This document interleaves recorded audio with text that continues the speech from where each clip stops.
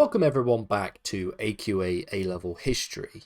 This lesson is going to be a continuation of our series on the America Making a Superpower module, and specifically we're going to be talking about the First World War.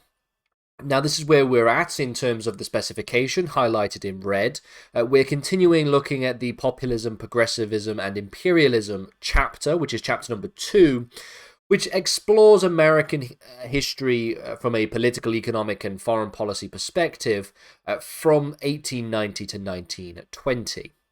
So this is really where we're talking about specifically the First World War, the reasons for entering the First World War, the reasons for initial neutrality in the First World War, and then finally the impact of the First World War on the United States. So it should be noted that the First World War began in 1914, but the United States didn't join the First World War until 1917. And this is because there was a certain degree of neutrality that the US tried to maintain throughout the First World War. In fact, there's a certain degree of neutrality that the US tried to maintain throughout the Second World War. However, they played a much greater role in the Second World War than they did in the First. So there are a number of very complex reasons why the First World War began, and I'm not going to divulge into a number of the sort of events and all of the things going on around the First World War and its establishment.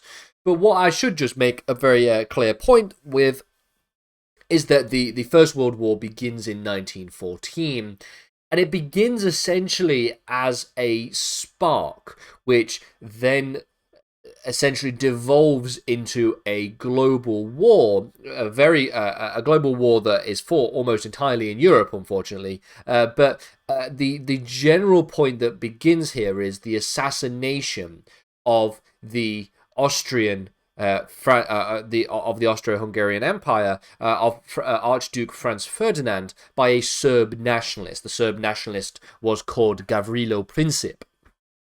Now, competing imperialisms between Serbia with the support of the Russian Empire and then Austria-Hungary with the support of Germany led to a domino effect, with each of the states becoming enthralled in conflict. There were sort of two general power structures that existed in Europe. There was the Triple Alliance and the Triple Entente, essentially where we have a number of empires that will commit to supporting the others in the event of armed conflict. So when when Austria-Hungary declares war on Serbia, it became very clear that the Russian Empire would support Serbia in that conflict. But because the Austro-Hungarian Empire was aligned with the German Empire, it also meant that Germany would enter the war on the Austro-Hungarian Empire's side in support of Austria-Hungary against Russia.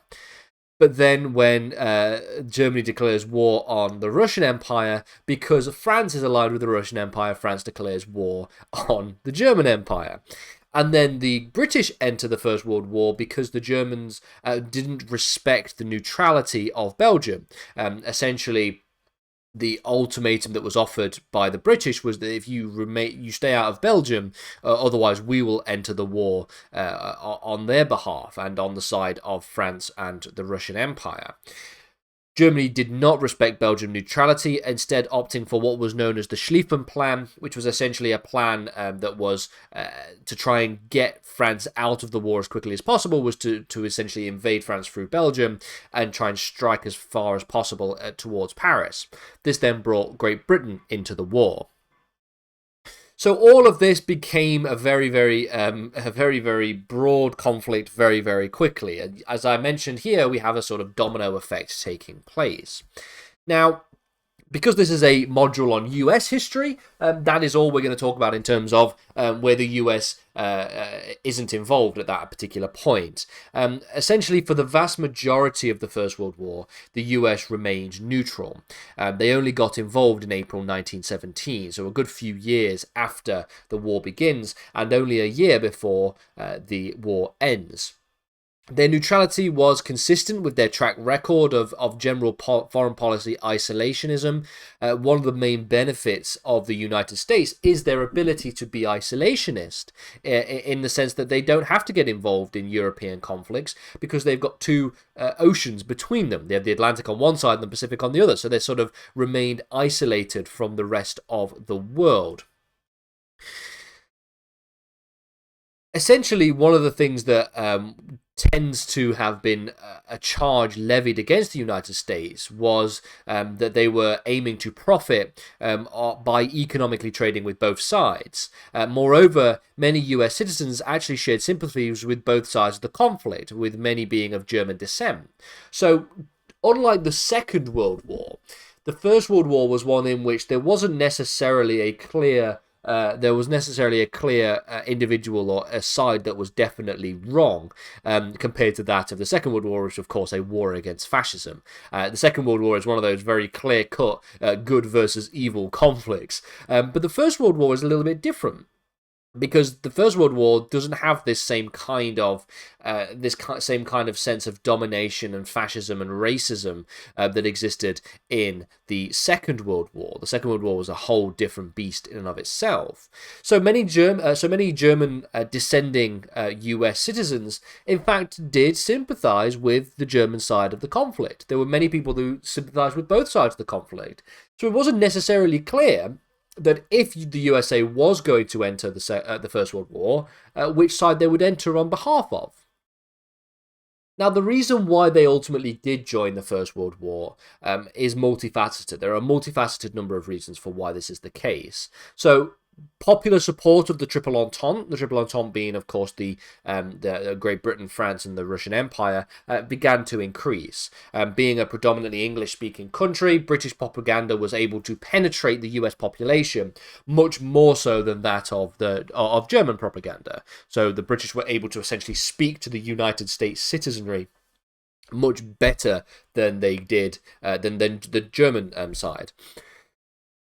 There was also stories of German atrocities that were beginning to come out during the First World War, such as their invasion of Belgium, for example. This struck a chord with the US people. Often these atrocities were slightly exaggerated, or even in some cases grossly exaggerated, but nevertheless they did and performed the trick that essentially the Allied powers, the Triple Entente, were aiming to achieve, which is of course to get the US involved. Partially owing to the variety of different international trading policies, and partially owing to the British blockade of Germany, the US was more able to trade with Britain, providing a greater economic incentive for supporting the Triple Entente. You can see here, for example, that they exported just over $1 billion worth of munitions to Britain in 1916. So while they were officially neutral, they seem to have been supporting and selling arms a lot more so to the Triple Entente than they were to the Triple Alliance, even before they entered the war formally. A number of events then start to take shape that really starts to show the disparaging nature of the US towards the Triple Alliance, especially when it came to the German use of submarine warfare. Throughout both of these world wars, World War I and World War II, the Germany would actually utilize submarine warfare to disrupt trade across the Atlantic. In the Second World War, it became known as the Battle of the Atlantic. The aim here is essentially to reduce this trade and supply of food goods, and try and starve the British Isles out, and then essentially lead to them seeking peace because they wouldn't be able to feed their population. The issue that this had was that essentially because Britain was trading with the United States in terms of food and armoured supplies, it meant that it would put US shipping routes at risk and US shipping interest at risk, and therefore it would put US citizens at risk. This would all come to head in 1915 when a German U-boat sank the Lusitania, which was a British ship carrying 128 US nationals.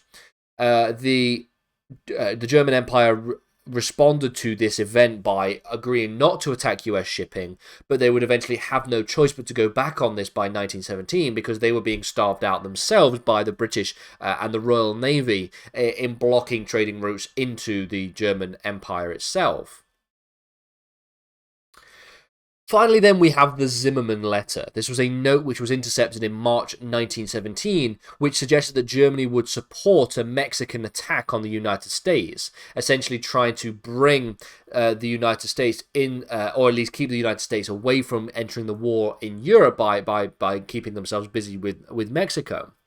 In 1917, the Russian Empire had surrendered, and this obviously then started to represent a real challenge for fighting on the Western Front, because now Germany was no longer fighting on two fronts. They could divert all of their supplies and all of their weaponry to the Western Front and put considerable pressure on the British and the French.